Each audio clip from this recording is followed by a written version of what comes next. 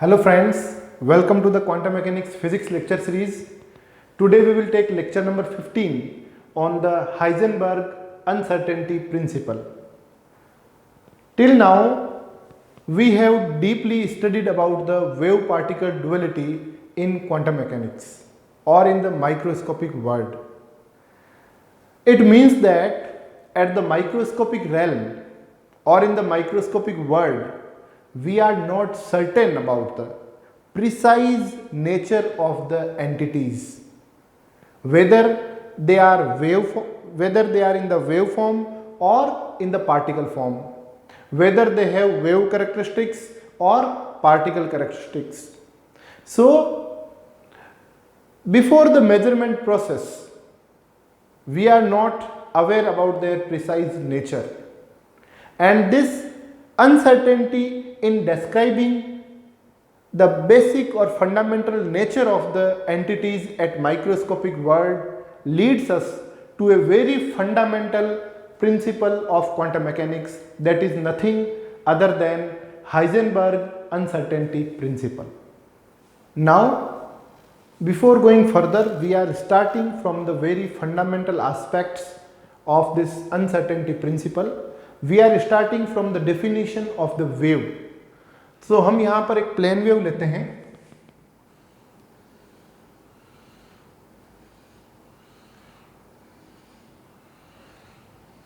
ये ऐसे एक मैंने प्लेन वेव बनाई यहाँ पर. और what is the wavelength of this plane wave? हमारा क्वेश्चन है what is the wavelength of plane wave. तो in school physics we have studied this definition of the wavelength, that wavelength is what? The successive distance between the two crusts or two troughs. So the wavelength can be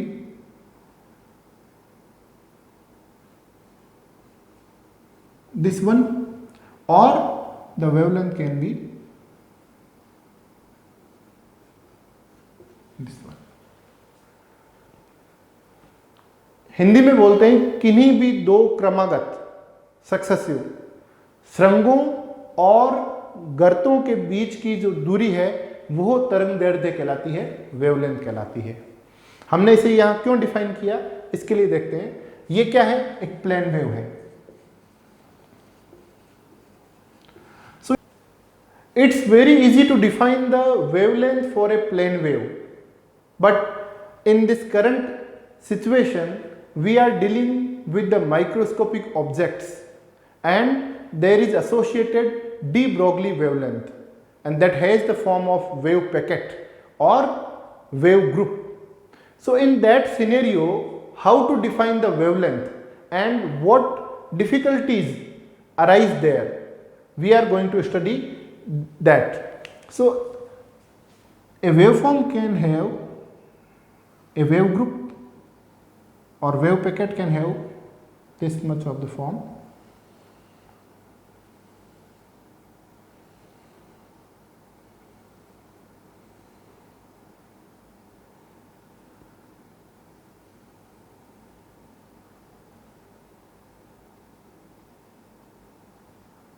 ये एक wave group है जिसे हम यहां पर wave packet भी बोलते हैं.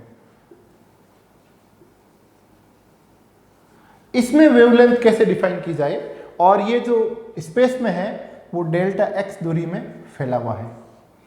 तो इसकी दो अलग अलग स्थितियां पढ़ते हैं, दो अलग अलग केस लेते हैं. एक केस जिसमें वेव ग्रुप बहुत ही छोटी दूरी पर स्पेस में कन्फाइंड हो, और दूसरा केस जिसमें वेव ग्रुप जो है स्पेस में फैला हुआ हो.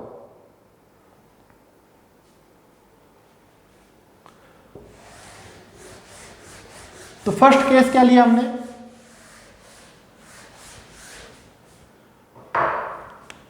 यहां लेते हैं केस 1.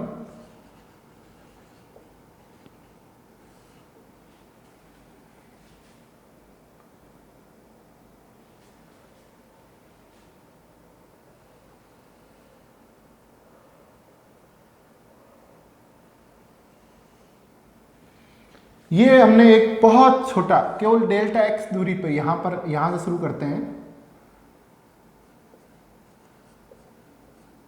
ये बहुत छोटी दूरी पर, स्पेस के बहुत छोटी दूरी पर एक ऐसा वेव ग्रुप कन्फाइंड है। तो ये क्या है, डेल्टा एक्स क्या है इसका, बहुत ही स्मॉल है। लेकिन इसका वेवलेंथ क्या है, क्योंकि वेवलेंथ की डेफिनेशन में हमने क्या कहा था कि it is the distance between two successive crests और ट्रप्स। लेकिन यहां पर क्या है, केवल एक ही है। So it is very difficult to assign a particular wavelength. तो वेवलेंथ क्या है, हमें कोई आइडिया नहीं है। तो हम कहेंगे कि वेवलेंथ यहां पर किससे जुड़ी है, वेवलेंथ हमें पता है कि lambda equal to h by p, de Broglie relation. इसका मतलब वेवलेंथ किससे जुड़ी है, मोमेंटम से। जब आप वेवलेंथ में कोई मेजरमेंट सर्टेनली नहीं कर पा रहे हैं, इसका मतलब आप मोमेंटम को भी प्रिसाइजली मेजर नहीं कर पा रहे हैं। इसका मतलब डेल्टा पी एक्स जो है वो लार्ज है।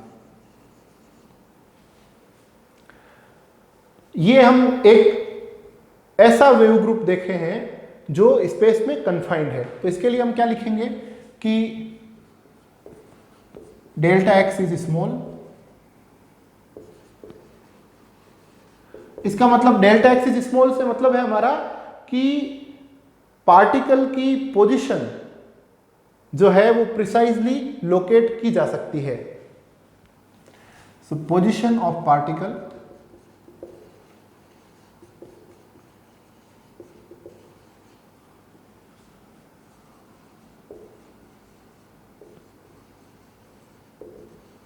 Defined. But what about this wavelength, हमने बात की कि we can not able to measure the exact wavelength, या हम यूं कहें कि वेवलेंथ को यहां पर मेजर करने में बहुत सारी अनसर्टेनिटीज हैं। So lambda can not be precisely measured and that will lead us to, क्योंकि लैम्डा किससे जुड़ा हुआ है, पी से जुड़ा हुआ है, इसका मतलब मोमेंटम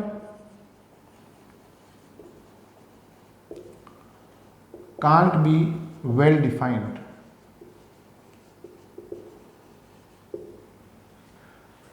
अब एक दूसरा केस लेते हैं,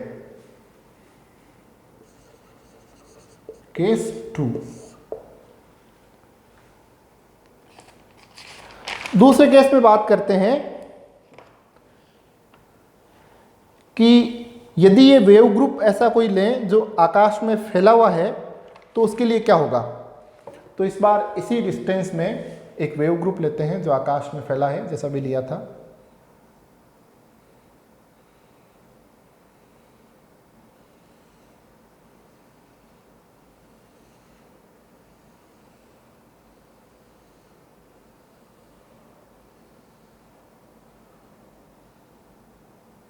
ये एक वेव ग्रुप ले लिया हमने यहां पर।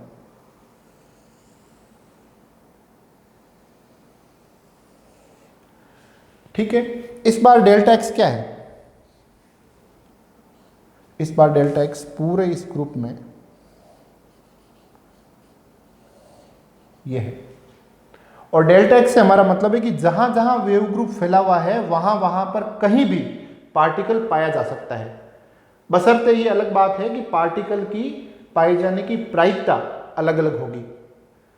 तो डेल्टा एक्स क्या है इस बार, लार्ज, और लैम्डा क्या है, इस जो पहला केस है उसके सापेक्ष हम यहां पर इस बार लैम्डा आसानी से डिनोट कर सकते हैं, मेजर कर सकते हैं, ये लैम्डा। तो इस बार डेल्टा एक्स लार्ज और delta P small.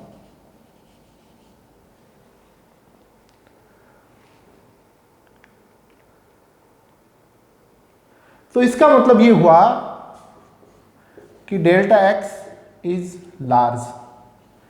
Delta x is large का मतलब इस वेव पैकेट का जो डिस्टेंस है, स्प्रेड है स्पेस में, उसमें पार्टिकल कहीं भी पाया जा सकता है।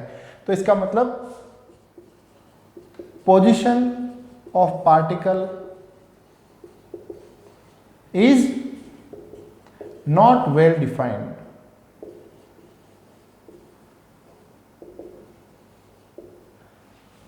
और इस केस 2 में जो लेमडा के लिए बात आई, lambda can be precisely measured, और हम कह सकते हैं कि वेल मेजर्ड।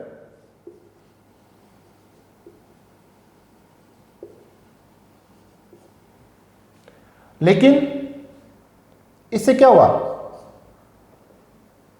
इससे हुआ कि डेल्टा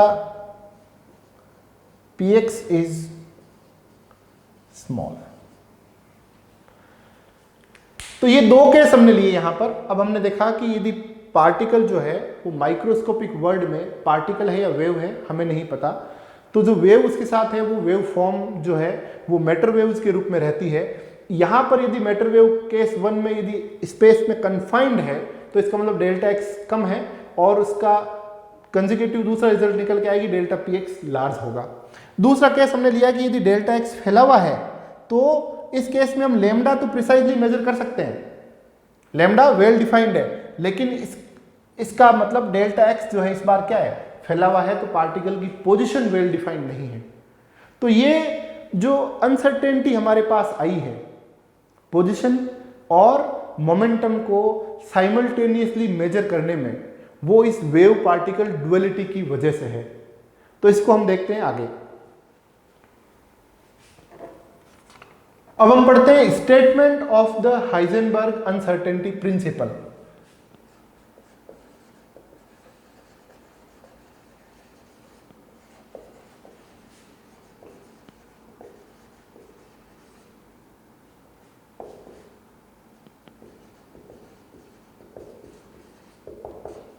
तो हमने अभी देखा कि माइक्रोस्कोपिक वर्ल्ड में जो वेव पार्टिकल डुअलिटी है वो हमें साइमल्टेनियस पोजीशन और मोमेंटम का मेजरमेंट करने के ऊपर कुछ रेस्ट्रिक्शन लगाती है। वही क्वांटम मैकेनिक्स में हाइजेनबर्ग अनसर्टेनिटी प्रिंसिपल के रूप में जाना जाता है। तो इसमें हम क्या लिखते हैं, इन the microscopic world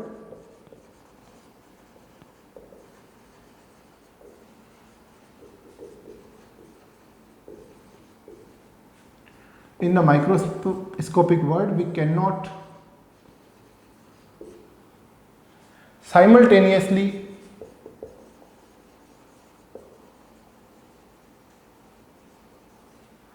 measure exact position and momentum of the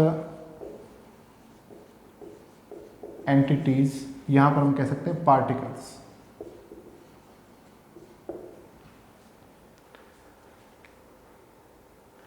तो माइक्रोस्कोपिक वर्ल्ड में हम साइमल्टेनियस मतलब एक साथ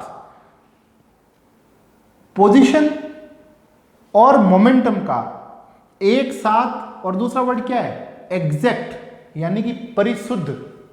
हिंदी में बोलते हैं इसको कि माइक्रोस्कोपिक वर्ल्ड के अंदर हम कण की स्थिति और कण के संवेग का एक साथ परिशुद्ध रूप से मापन नहीं कर सकते। और ये जो फॉर्म है इसका, मैथमेटिकल रूप यदि इसका लिखें, सो इन mathematical form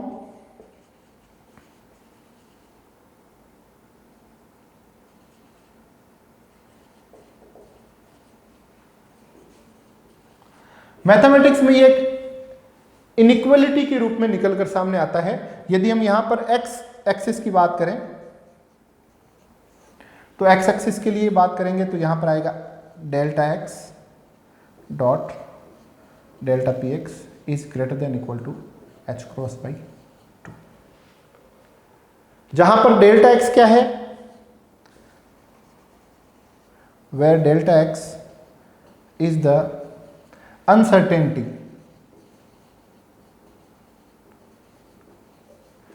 in measurement of position। कि पार्टिकल की पोजीशन जब हम मेजर कर रहे हैं उसके अंदर जो अनसर्टेनिटी है वो क्या है, डेल्टा एक्स। और जब मोमेंटम मेजर करते हैं उसके अंदर जो अनसर्टेनिटी रहती है वो कितनी है, delta p x is the uncertainty in measurement of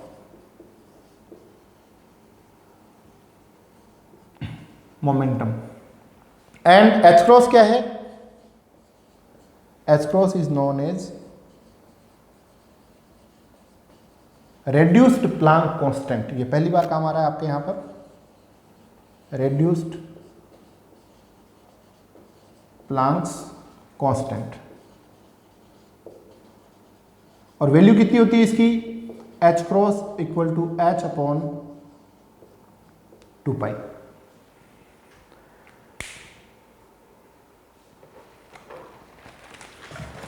इसके अदर फॉर्म्स भी होते हैं, ये मैंने एक फॉर्म लिखा यहां पर। इसी प्रकार जो दूसरे फॉर्म है उनकी बात करते हैं।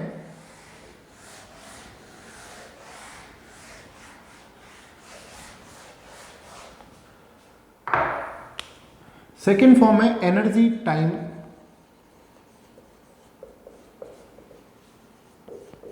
Uncertainty relation. ये भी इनइक्वालिटी है, ठीक इसी प्रकार की है। Delta E dot delta t is greater than equal to h cross by 2। तो ये क्या बताता है कि एनर्जी और टाइम को साइमल्टेनियसली विद एग्जैक्ट प्रिसीजन नहीं मेजर किया जा सकता। उसके अंदर मिनिमम अनसर्टेनिटी रहेगी और वो मिनिमम अनसर्टेनिटी किसके बराबर होगी, एच क्रॉस बाई 2 के बराबर या एच अपॉन 4 पाई के बराबर। उससे नीचे आप नहीं जा सकते। और तीसरा इसका फॉर्म है एंगुलर मोमेंटम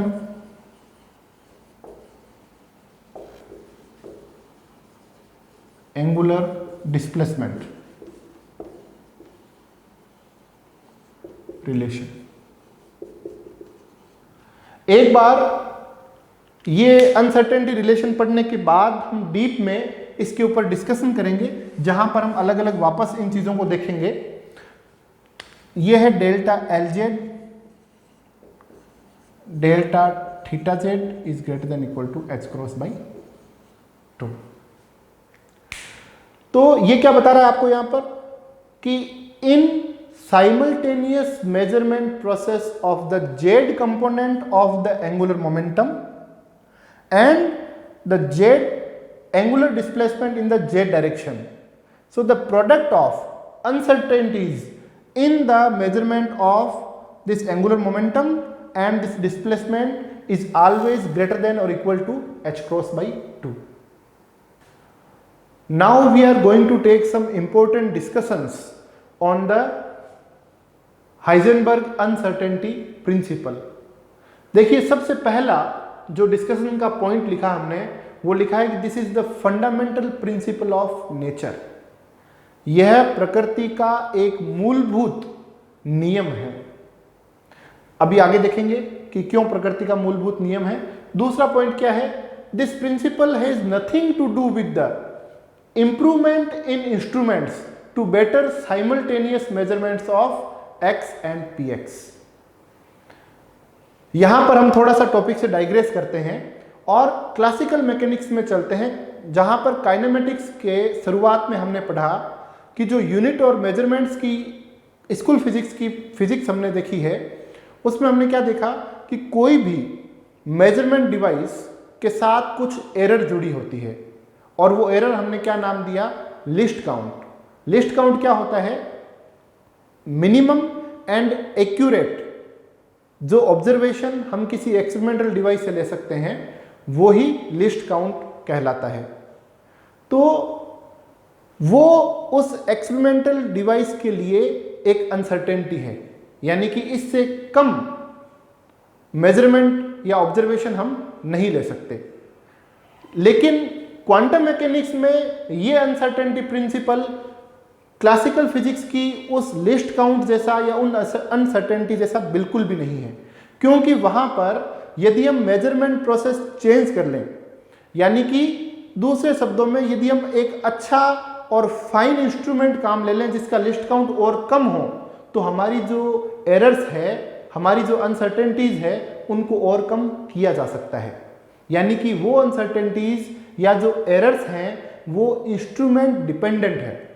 लेकिन यहाँ पर ये जो अनसर्टेनिटी हमारे पास हाइजेनबर्ग अनसर्टेनिटी प्रिंसिपल के रूप में निकलकर सामने आई है, उसका एक्सपेरिमेंटल इंस्ट्रूमेंटेशन से कोई लेना देना नहीं है। ये प्रकृति का एक मूलभूत नियम है। आगे देखिए इसमें क्या कहा है, rather this principle says that for an ideal instrument we can not, यहां पर एक लिखा है नॉट आएगा, we can not in principle do better than delta x multiplied delta p x greater than equal to h cross by 2। यानी कि यदि हम एक आदर्श एक्सपेरिमेंटल डिवाइस ले लेते हैं, आइडियल इंस्ट्रूमेंट ले लेते हैं, वो भी हमें मिनिमम एच क्रॉस बाई 2 के या उससे बड़ी अनसर्टेनिटी जरूर देगा। आइडियल इंस्ट्रूमेंट का मतलब है कि उसका लिस्ट काउंट 0 हो, यानी कि वो आप जितना चाहो उतना क्लासिकल फिजिक्स के हिसाब से छोटा मेजरमेंट कर सकते हो। लेकिन यहां क्वांटम मैकेनिक्स में ऐसा नहीं है। क्वांटम मैकेनिक्स में ये प्रिंसिपल फंडामेंटल प्रिंसिपल है और इसका इंस्ट्रूमेंट्स की बेटरमेंट से या लिस्ट काउंट के छोटे करने से कोई संबंध नहीं है। थर्ड पॉइंट देखते हैं यहां पर कि दिस लिमिट ऑफ, और हम यहां इसे रेस्ट्रिक्शन भी कह सकते हैं, this limit of simultaneous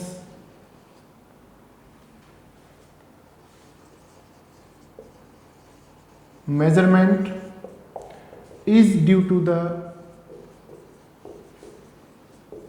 unprecise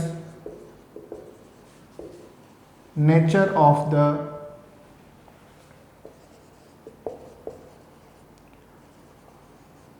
entities at microscopic level.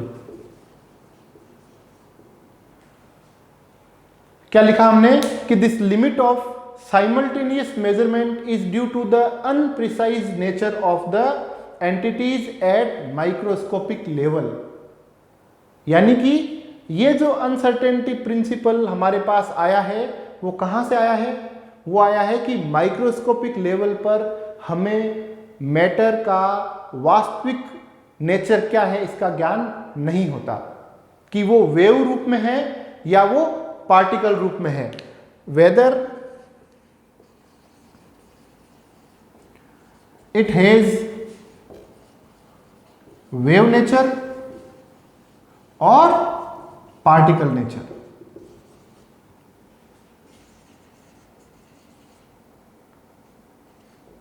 Weather it has wave nature और particle nature.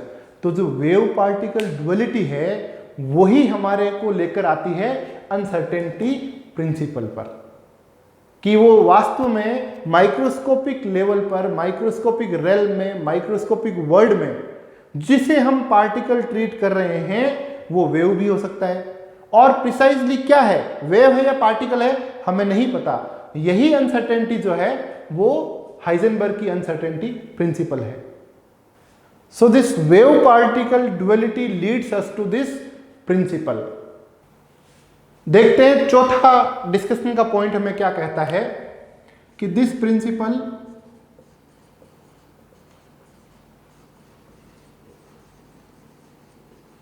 doesn't apply any restriction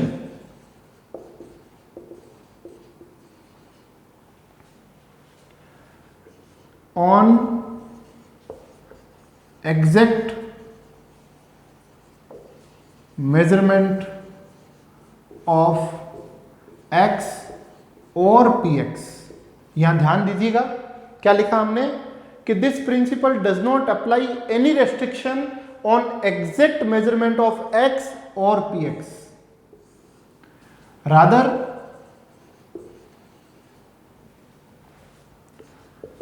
it applies restriction on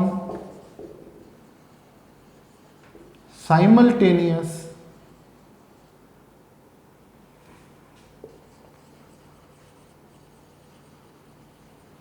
measurement of x and px। पढ़िए इसको,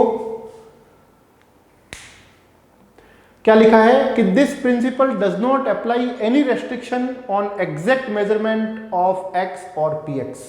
यानी कि यदि आप x या, हिंदी में क्या बोलेंगे इसको और को, या, यदि आप x या px का अलग अलग मेजरमेंट करना चाहते हैं तो ये अनसर्टेनिटी प्रिंसिपल हमारे को कोई प्रतिबंध नहीं लगाता है, हम कर सकते हैं। लेकिन आगे क्या लिखा है, rather it applies restriction on the simultaneous measurement of x and px। लेकिन यदि हम x और px का एक साथ साइमल्टेनियस मेजरमेंट करना चाहें तो ये अनसर्टेनिटी प्रिंसिपल उस पर रेस्ट्रिक्शन लगाता है। और वो रेस्ट्रिक्शन क्या है कि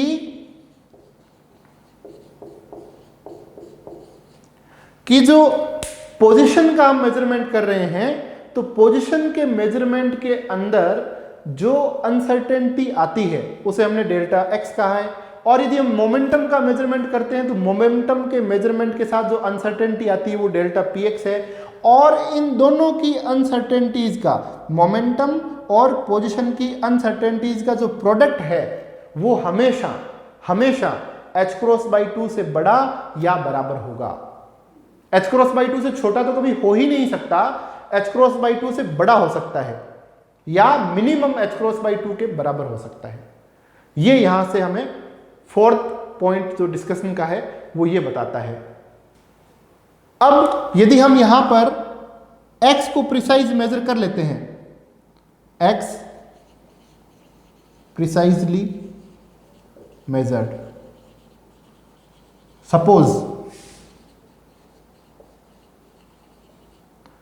सपोज हम x को यानी कि पार्टिकल की पोजीशन को प्रिसाइजली मेजर कर लेते हैं तो इसका मतलब क्या है, डेल्टा x क्या हो गया, 0। क्यों, डेल्टा x इज व्हाट, हमने क्या कहा, uncertainties in the measurement of position of the particle.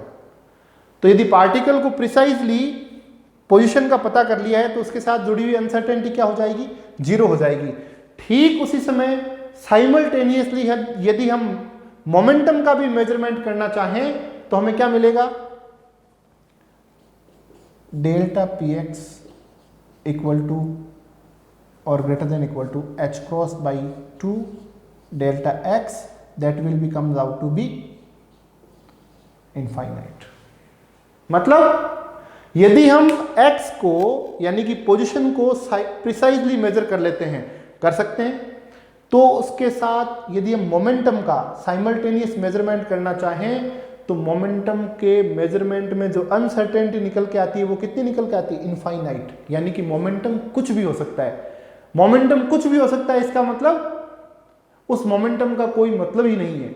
यानी कि हम कुछ भी ऑब्जर्वेशंस ले रहे हैं वो रैंडम ऑब्जर्वेशंस दे रहा है हमें, तो हम इन दोनों को एक साथ प्रिसाइजली मेजर नहीं कर सकते। यदि एक को प्रिसाइज मेजर करते हैं तो दूसरा क्या बताता है, कंप्लीट अनसर्टेनिटी।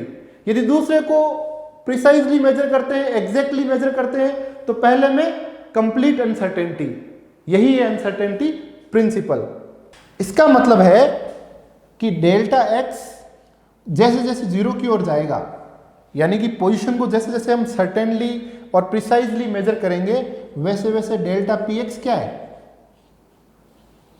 इनफाइनाइट की तरफ जाएगा। अब हम पढ़ते हैं फिफ्थ पॉइंट डिस्कशन का, the dynamic physical variable which obey uncertainty principle is known as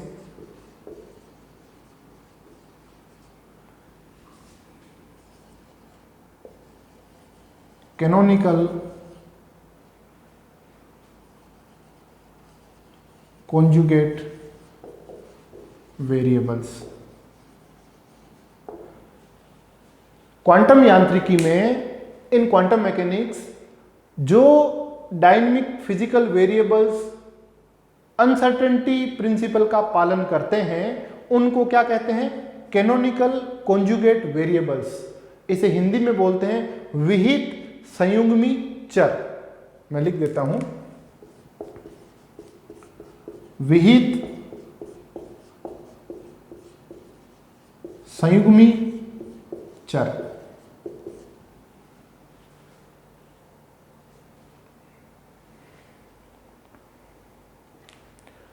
In mathematics,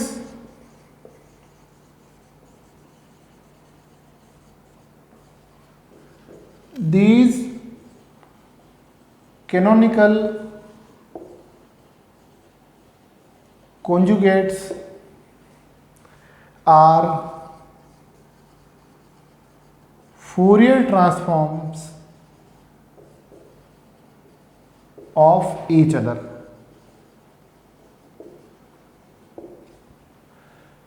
और ये जिसे हमने कैनोनिकल कॉन्जुगेट वेरिएबल्स नाम दिया, मैथमेटिक्स में these canonical conjugate variables are Fourier transforms of each other.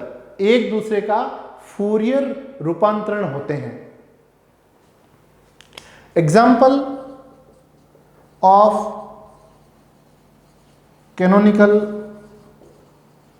Conjugates, example हमें पता है जो वेरिएबल्स अनसर्टेनिटी रिलेशन का पालन करते हैं वो सभी क्या होंगे?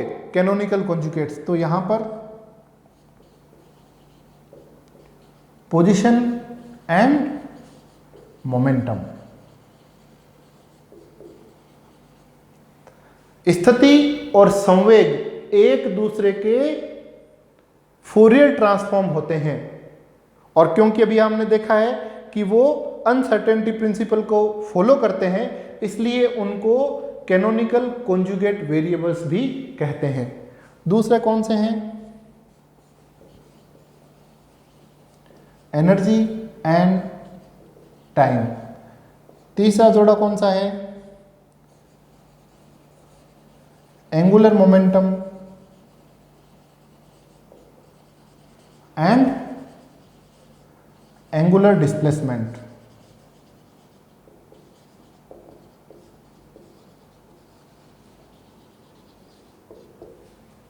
तो ये हमने देखा कि आप कई टेक्स्ट बुक्स में या रेफरेंस बुक्स में देखेंगे कि वेव फंक्शन को एक नॉर्मल कार्टेशियन कोऑर्डिनेट सिस्टम में बनाया है, फिर उसको फेज स्पेस में बनाया है, मोमेंटम स्पेस में बनाया है। तो एक ही वेव फंक्शन को दो अलग अलग स्पेस में इसलिए बना सकते हैं क्योंकि पोजीशन और मोमेंटम एक दूसरे के क्या हैं? कैनोनिकल कॉन्जुगेट्स हैं। क्या है? एक दूसरे के फूरियर ट्रांसफॉर्म्स हैं। अब देखिए ये तीनों जो मैंने जोड़े यहां पर लिखे हैं, all these three pairs of the physical variables follow the uncertainty principal. तो इन दोनों का जो मल्टीप्लिकेशन है, पोजीशन और मोमेंटम का, एनर्जी और टाइम का, एंगुलर मोमेंटम और एंगुलर डिस्प्लेसमेंट का जो मल्टीप्लिकेशन है, उस प्रोडक्ट का यूनिट क्या होगा? उस प्रोडक्ट का यूनिट वही होगा जो यूनिट h क्रॉस का है। यानी कि multiplication delta x delta px का जो यूनिट है वो h क्रॉस बाई 2 आया यहाँ पर। तो इन दोनों का यूनिट क्या होगा? कोई भी कैनोनिकल कॉन्जुगेट्स के मल्टीप्लिकेशन का यूनिट क्या होगा? h क्रॉस के बराबर, यानी कि जूल सेकेंड के बराबर। अनसर्टेनिटी प्रिंसिपल पर डिस्कशन के छठे पॉइंट पर जाने से पहले हम एक क्वेश्चन पढ़ते हैं। और क्वेश्चन क्या है? Why don't we experience uncertainty principle in our daily life? हमारे आम दिनचर्या के जीवन में हम इस अनिश्चितता के सिद्धांत को क्यों नहीं देख पाते? हम डेली लाइफ में उसको क्यों ऑब्जर्व नहीं कर पाते? तो यहां से शुरुआत करते हैं इसकी छठे पॉइंट की डिस्कशन के। Here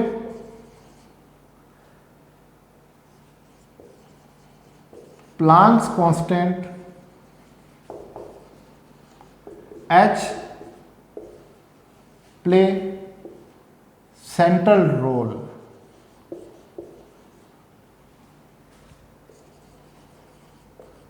in quantum mechanics। कैसे करता है देखते हैं उसको। इन क्लासिकल फिजिक्स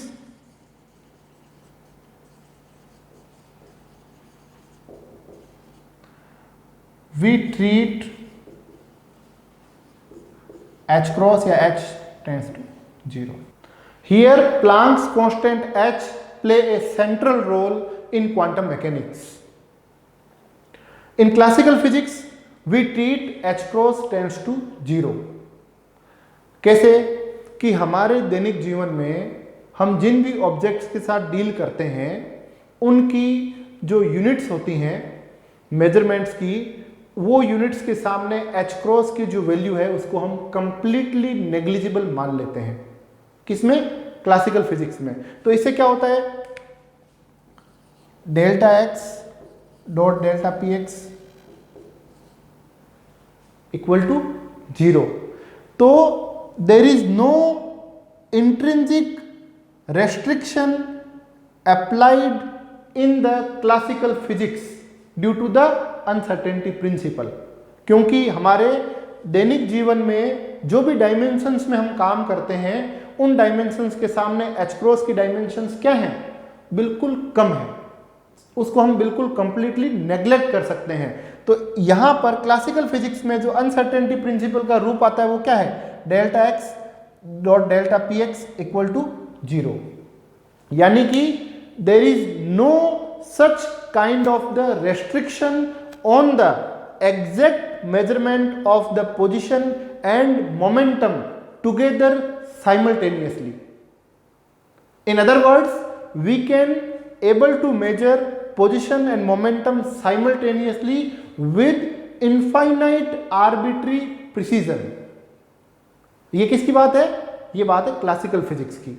इसलिए हमारे दैनिक जीवन में हम ये नहीं देख पाते कि अनसर्टेनिटी प्रिंसिपल लग रहा है। तो मैं यहां पर लिख देता हूं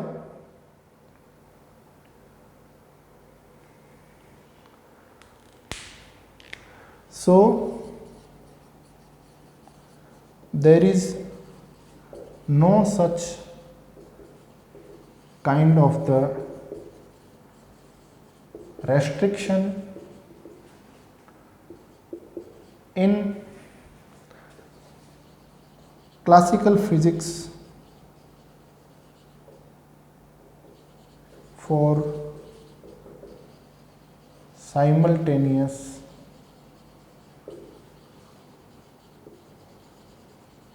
measurements of x and px.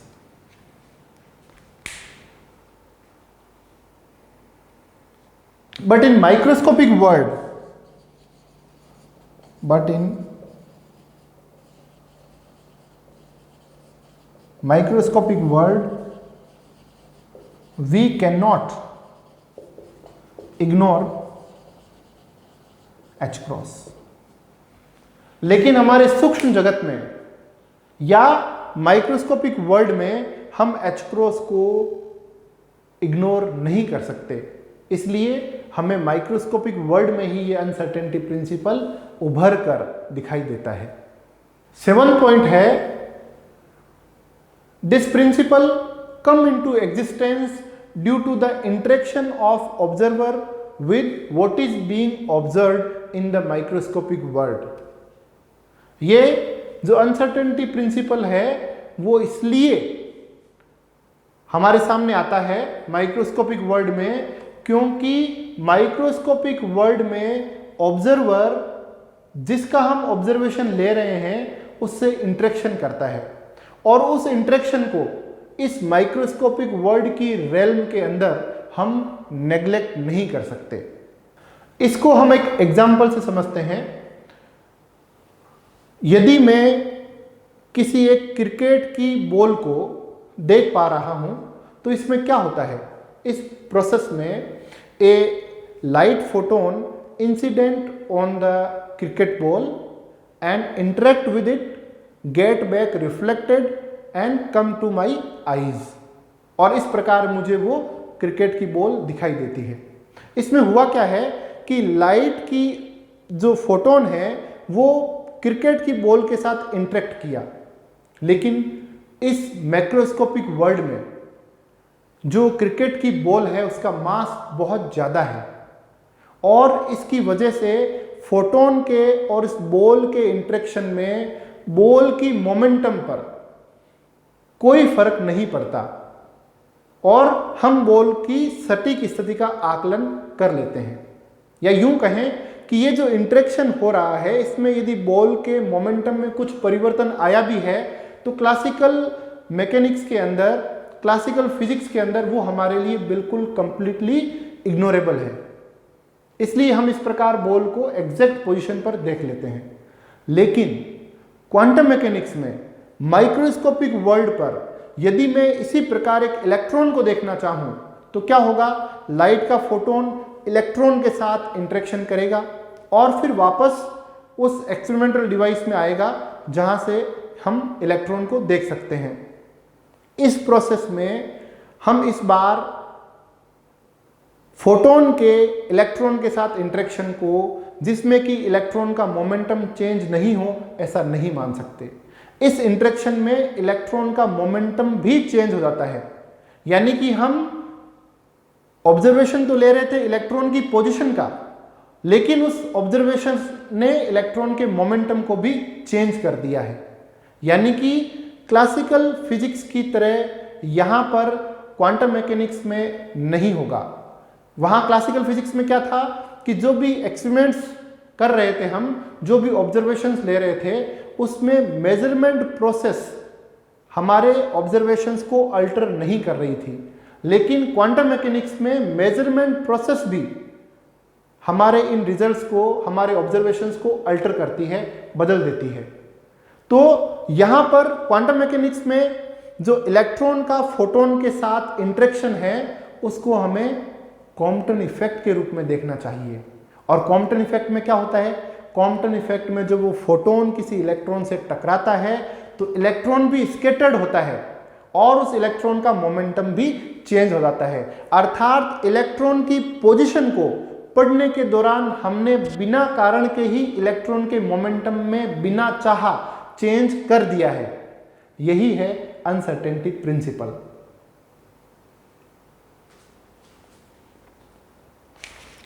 इसका मतलब है कि we can not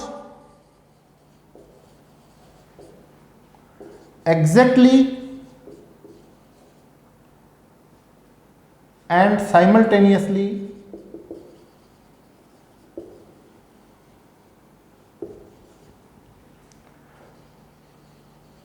measure the position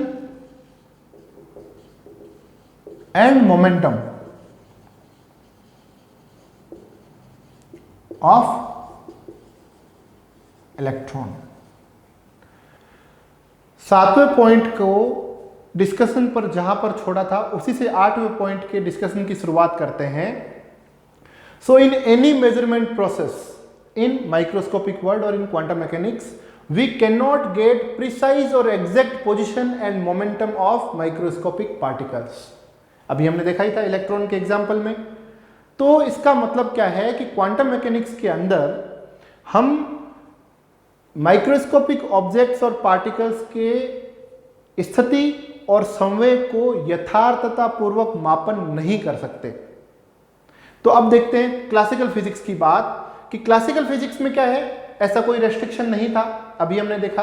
तो इसका मतलब है कि हम प्रिसाइजली पोजीशन, मोमेंटम पता कर सकते हैं, और यदि इसके साथ हमें एक्सटर्नल फोर्स पता हो, एफ एक्सटर्नल, तो हम न्यूटोनियन मैकेनिक्स के जो रूल्स हैं उनको लगाकर क्या कर सकते हैं, we can trace the locus points और in other words future path of the particle.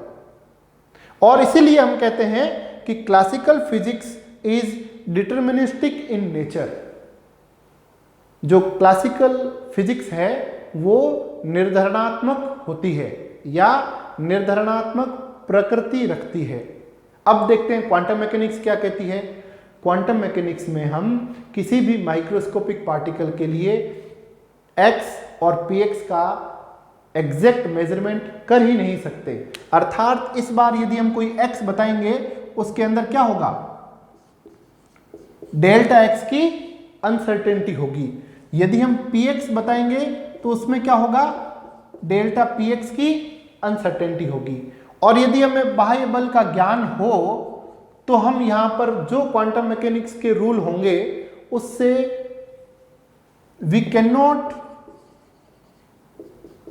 Trace the locus points, या यूं लिखना चाहिए exact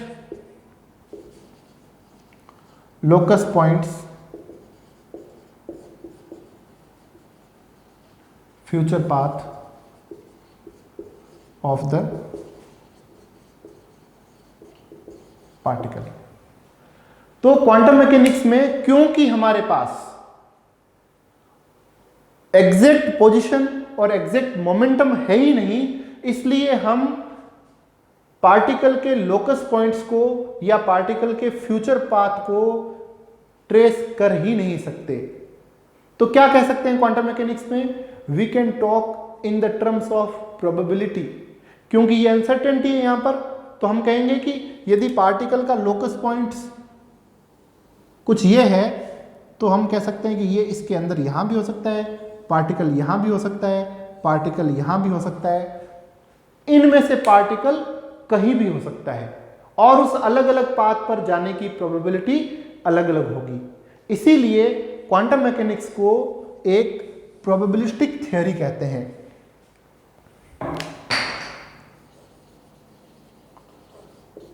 quantum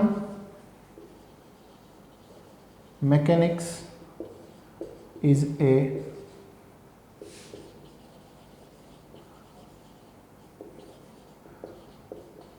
probabilistic theory in nature।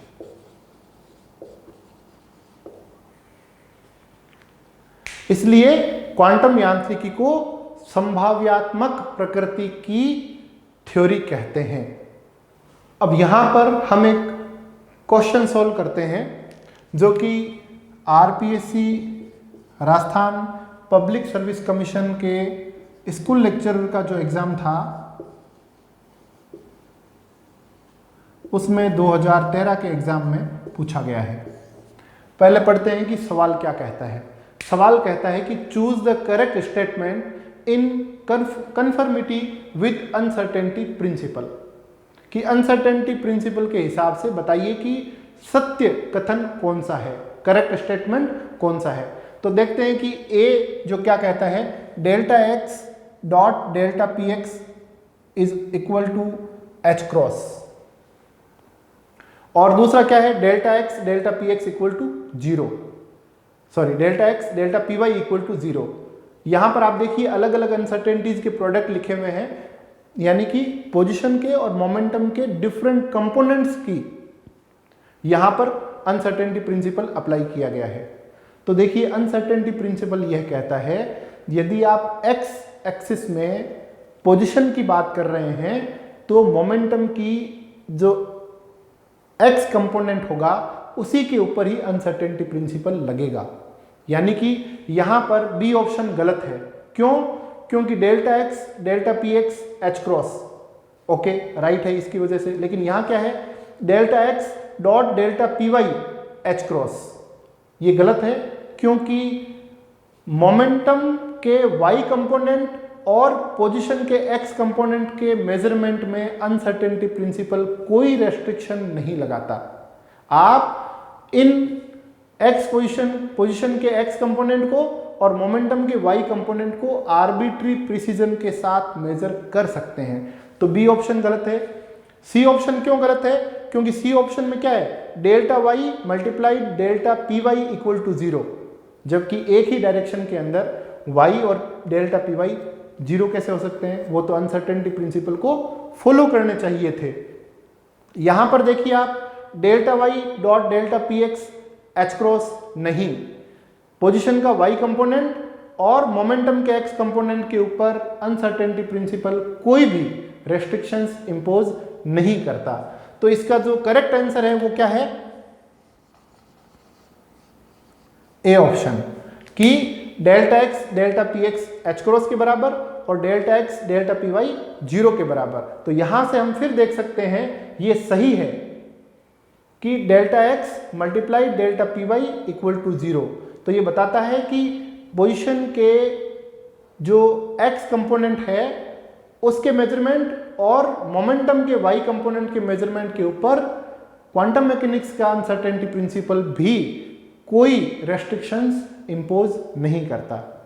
तो आज के इस अनसर्टेनिटी प्रिंसिपल के लेक्चर में हमने डीप से अनसर्टेनिटी प्रिंसिपल के डिस्कशंस को देखा।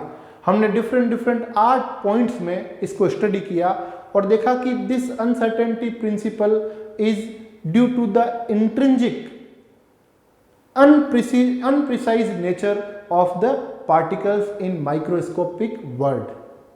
और फिर हमने इसके अलग अलग डिस्कशंस में देखा कि ये एक्सपेरिमेंट्स की रिजोल्यूशन की या लिस्ट काउंट की कमी की वजह से बिल्कुल भी नहीं है, ये प्रकृति के द्वारा दिया गया एक मूलभूत सिद्धांत है।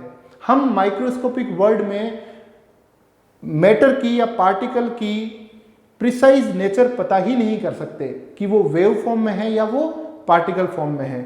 यही अनसर्टेनिटी ही अनसर्टेनिटी प्रिंसिपल के रूप में हमारे सामने आती है। तो आज के लेक्चर के लिए बस इतना ही। मिलते हैं एक नए लेक्चर में अगली बार एक नए कॉन्सेप्ट के साथ। Thank you.